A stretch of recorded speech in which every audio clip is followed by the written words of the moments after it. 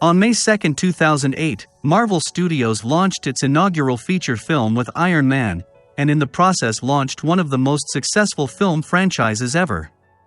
Today, the Marvel Cinematic Universe is stronger than ever, thanks to the massive box office success of Avengers Endgame and Avengers Infinity War, and it shows no signs of slowing down. It all began, though, with a B-list superhero other studios weren't sure would work, a focus group made up of children, a post-credits scene no one saw coming, and an actor on the rebound who ended up becoming the biggest movie star on the planet. Here are some facts about Iron Man you might have not known. Other stars were in contention. Before Robert Downey Jr. donned the famous suit of the armored Avenger, several other stars were in contention for the role. The most famous of these was Tom Cruise, who took an interest in Tony Stark back when the project was still at New Line.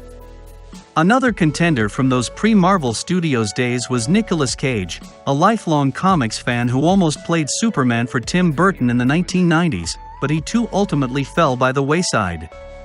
By the time the character made it back home to Marvel, the studio considered Colin Farrell and Patrick Dempsey for the part, but both director Jon Favreau and producer Kevin Feige believed Robert Downey Jr. was the right man for the role.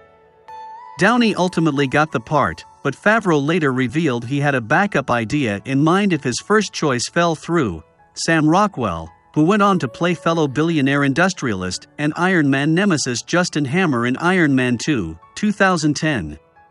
Because of kids. One of the main goals of Marvel convening its own movie studio in the first place was to sell toys based on its characters, even more so than selling the movies themselves. The initial plan was to kick the slate of films off with Captain America, but by the time Marvel got the rights to both Iron Man and Hulk, the team had more options. That meant the company was able to assemble its own very particular kind of focus group, one made up of children. The kids were given a crash course in the characters Marvel had movie rights to, including their images and powers, and the winner was Iron Man.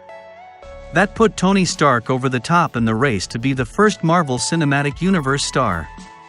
Toy companies hesitant. One of the chief reasons for Iron Man ever existing in the first place was so that Marvel could use the film as a giant toy advertisement with movie stars in it.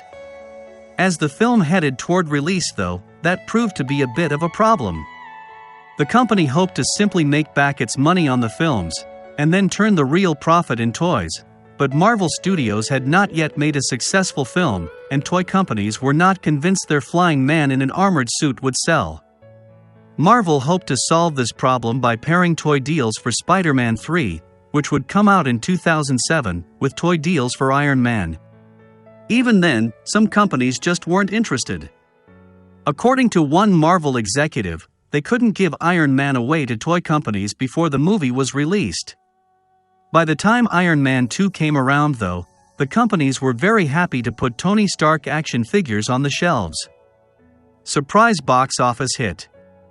As previously mentioned, movies like Iron Man were initially designed by Marvel as a way to promote its characters and generate revenue in other areas, like toy merchandising. The company wanted the films to be both good and under their control, but didn't necessarily expect major box office success, particularly with Iron Man. Very early projections suggested the film would come in at only $100 million for its domestic box office run. Then the trailers started to hit, pleasing both hardcore comics fans and moviegoers eager to see a fun action spectacle. The film ended up nearly making its $100 million estimate domestically during its opening weekend alone, and cleared $585 million worldwide by the time it left theaters. In the end, Iron Man, a film executives hoped could just break even, ended up earning so much money that the famously frugal Marvel CEO, now Marvel chairman, Isaac Perlmutter, let then Marvel Studios president David Maisel, the financial architect of the studio, gift Downey and Favreau with a Bentley and a Mercedes, respectively. Marvel executive in disguise. By the time it was set to premiere, Iron Man was looking like a real hit for Marvel Studios. Box office projections were climbing, fan excitement was high, and it seems the new studio endeavor might actually have a hit on its hands. That anticipation, plus the momentousness of the occasion of the first Marvel Studios film, led to an unusual occurrence for Isaac Perlmutter, who refused to either be interviewed or photographed in public. He still wanted to attend the premiere though, so he apparently showed up to the TCL Chinese Theater, as it's now known, wearing a fake mustache and glasses, effectively giving himself his own secret identity. The Mandarin. When imagining what Marvel Comics villain Tony Stark could battle in his first adventure, the studio's first idea was the Mandarin, a scientist and megalomaniac who wields 10 powerful rings made from alien technology. For a time, it seemed so certain that the character would be the nemesis of the first film that Favreau announced him as such when Marvel Studios began rolling out its slate at San Diego Comic-Con in 2006. Later, Favreau attributed this eagerness to the studio discussing its slate in more general than concrete terms. By the time cameras rolled, the villain was instead Obadiah Stane, Jeff Bridges, a character who in the comics was a rival arms dealer who tried to take over Stark Industries after Tony's father Howard died. In the film, the character was reimagined as the corporate steward of Stark during Tony's absence, who ultimately tried to take over the company from the inside as the comic book villain Ironmonger. The Mandarin ultimately appeared, reimagined in a major departure from the comics, in Iron Man 3. Like the video if you liked it, report the video if you hated it, and subscribe to help us reach 300 subscribers, but only if you want to see more videos like this.